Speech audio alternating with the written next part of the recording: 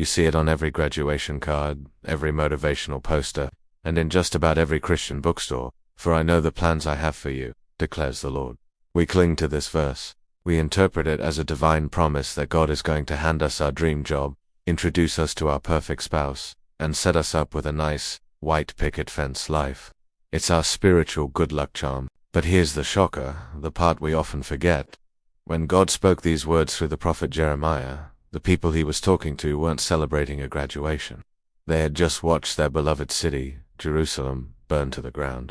Their homes were destroyed, their temple was desecrated, and they were being dragged off as captives into slavery in a foreign land, Babylon. So, if you've always thought this verse is a guarantee for your personal success story, you might be missing the most profound and comforting part of the original Hebrew. It's so much richer than we think. Let's talk about the surface level, the English translation we all know. We zero in on that word, plans. Instantly our minds go to a blueprint, a detailed architectural drawing for our life. Or maybe we think of it like a GPS route, with every turn and stop meticulously mapped out by God. We think God has a specific, unchangeable plan for our career, our finances, our relationships. Then we see the word prosper. And our 21st century minds immediately translate that to financial abundance, material gain, and a comfortable lifestyle. But remember the context. God wasn't speaking to a college graduate with a bright future ahead of them. He was speaking to a prisoner of war whose future looked utterly bleak. Does a promise of a better 401k really comfort someone in chains? Probably not. The real meaning has to be deeper. So, let's do a linguistic deep dive. Let's get into the original Hebrew. Plans is This word doesn't really mean a static blueprint or a checklist. It comes from a root verb chashov, which means to think, to calculate, or even to weave. So, a better translation isn't plans, but thoughts or intentions. God isn't saying, I have a fixed, unchangeable document detailing your life. He's saying something far more intimate and active. I am currently, right now, weaving thoughts about you. It's a dynamic, ongoing process of divine intention.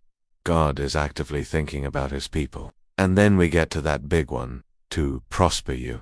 In Hebrew, this comes from the famous word shalom. We usually translate shalom as peace, but that's like describing an ocean by calling it wet. It's true, but it misses the vastness. Shalom means so much more. It means wholeness, completeness, well-being in every area of life.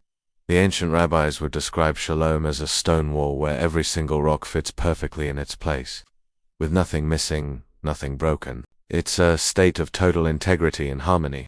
So, God isn't promising the Israelites a booming stock portfolio in Babylon. He's promising them that even in the middle of exile, even when everything has been stripped away, they can experience his shalom. They can be whole. But the real hidden gem, the contextual twist that changes everything, is at the end of the verse, to give you a future and a hope. In Hebrew, that phrase is a caret for tikva. A caret means a latter end, an outcome, or a finality. It's about the destination. And tikva, the word for hope, is incredible. It comes from the root word kof, which means a cord or a rope. It is the exact same word used in the book of Joshua to describe the scarlet cord that Rahab hung from her window to be saved. It wasn't just a symbol, it was her lifeline. So when God says he will give them tikva, he isn't promising a vague, fuzzy feeling of optimism. He is literally saying, I am throwing you a rope. I am giving you a lifeline. He's telling them, your story does not end here in this prison.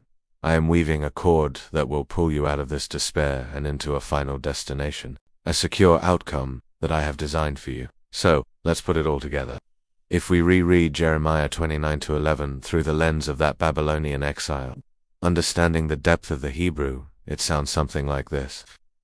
For I am intimately aware of the thoughts I am weaving together for you, declares the Lord, intentions of total wholeness and not of destruction, to provide you with a lifeline that pulls you toward a destination that is secure. Suddenly it's not a verse about getting what we want. It is a verse about God's presence and his purpose, even when we've lost everything. This isn't a promise that things won't go wrong, that our cities won't burn, or that we won't find ourselves in our own personal exile. It's a promise that when things do go wrong, God is still at work. He is the master weaver, and his hands are still moving, even in the middle of our mess. He is constantly thinking of us, intending our ultimate wholeness, and holding out the lifeline that will pull us through. I would love to know your thoughts on this. Does knowing this verse was written to people in exile, to captives, make it more powerful for you? Or do you still prefer the more traditional blueprint for success interpretation?